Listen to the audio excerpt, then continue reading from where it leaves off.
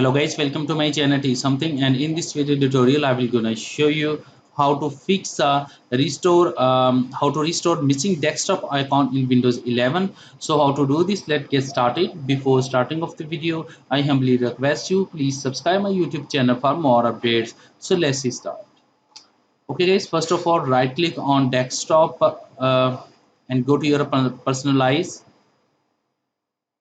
After that go to your theme section, click on it. Click on desktop icon settings.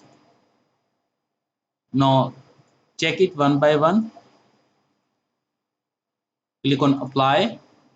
Click on OK button. Now after doing this check, now you can see that all desktop missing icon is appears. So this is a way to restore missing desktop icon in Windows 11.